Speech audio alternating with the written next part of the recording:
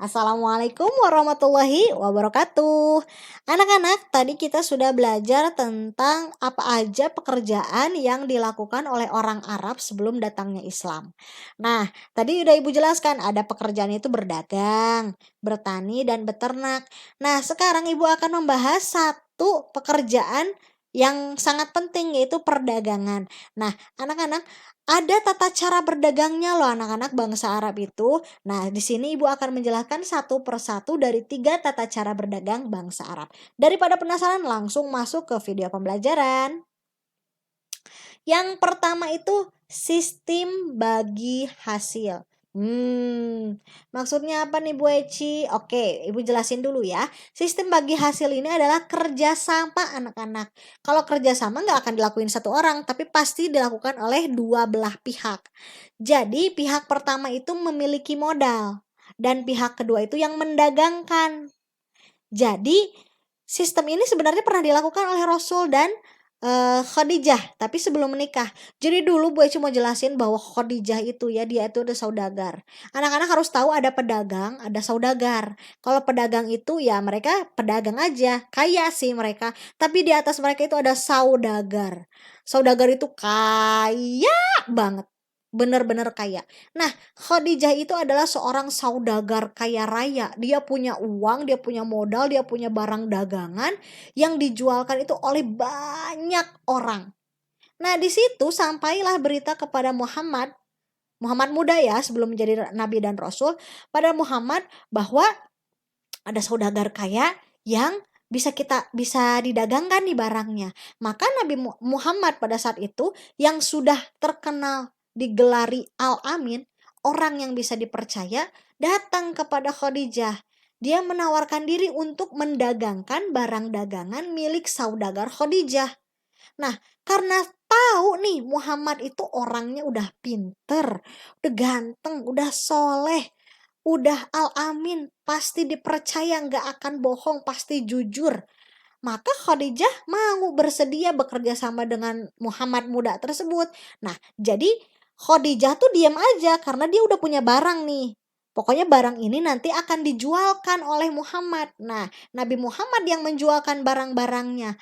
Hasil dari barang dagangan yang sudah dijualkan oleh Muhammad muda pada saat itu akan dibagi dua, dibagi rata. Setengahnya itu buat Khadijah, dia yang punya barang, setengahnya lagi buat Muhammad. Kenapa? Karena dia yang mendagangkan, gitu anak-anak. Nah, tapi sistem bagi hasil ini kembali lagi kepada perjanjian dua belah pihak. Misalkan buat yang punya modalnya 50%, 50% berarti setengah sewang. Ada juga yang buat yang punya modal 60% deh, lebih banyak. Yang menjualkan itu cukup 40%. Itu tergantung kembali lagi kepada perjanjian. Intinya, sistem bagi hasil itu dilakukan oleh dua belah pihak yang memiliki perjanjian. Yang pertama punya modal, yang kedua mendagangkan. Dan sistem ini pernah dilakukan langsung oleh Nabi Muhammad SAW.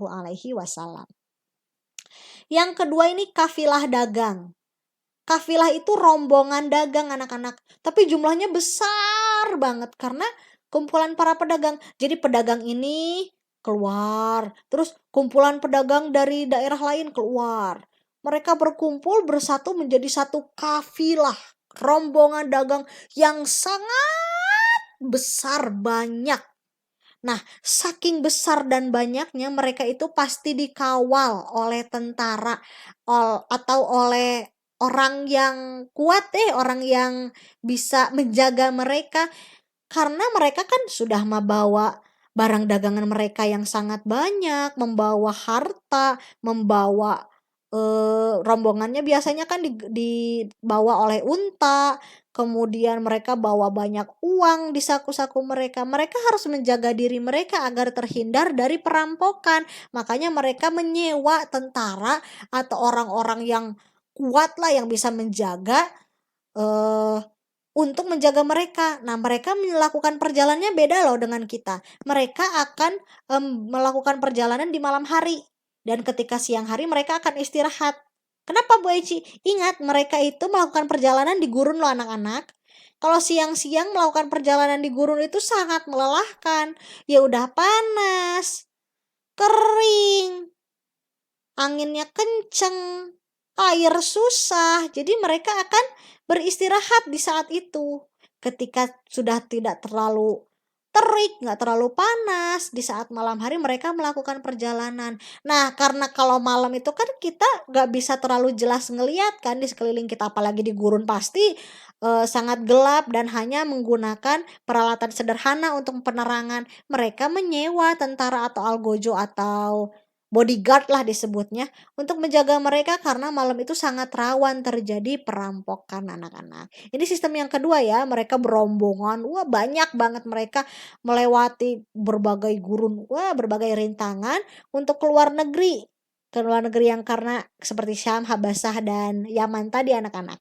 Itu perjalanannya lama loh, bisa sampai berhari-hari. Terakhir mereka sama ini mereka mengatur waktu perjalanan. Ini sama dengan kafilah tapi mereka atur waktunya. Kalau kafilah dagang kan mereka pergi ke luar negeri aja. Nah, beda lagi kalau mengatur waktu perjalanan, ini dijelaskan dalam surat Al-Quraisy anak-anak. Kebiasaan orang Arab dalam berdagang. Kalau musim panas, mereka akan pergi ke Syam. Kalau musim dingin, mereka akan ke Yaman. Nah, ketika mereka mengatur waktu perjalanan, maka mereka akan mendapatkan keuntungan yang sangat besar. Jadi ketika mereka musim panas ke Syam, mereka akan menjualkan barang dagang yang memang dibutuhkan. Nah, kalau musim dingin mereka akan ke Yaman. Dengan pengaturan seperti ini mereka akan mendapatkan keuntungan lebih banyak anak-anak. Jadi jangan pikir masyarakat Arab pra-Islam itu bodoh atau terbelakang, enggak sama sekali anak-anak.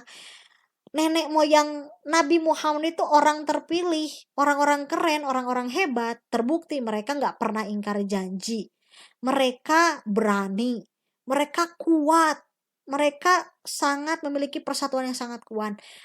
Kurangnya itu dalam sisi keimanan. Makanya mereka disebut jahiliyah karena mereka itu bodoh menganggap apa? Menyembah berhala sementara yang harus disembahnya itu Allah. Mereka kurang dalam keimanan tapi dalam aspek fisik, kemampuan jangan salah. Orang Arab itu orang kuat, orang keren.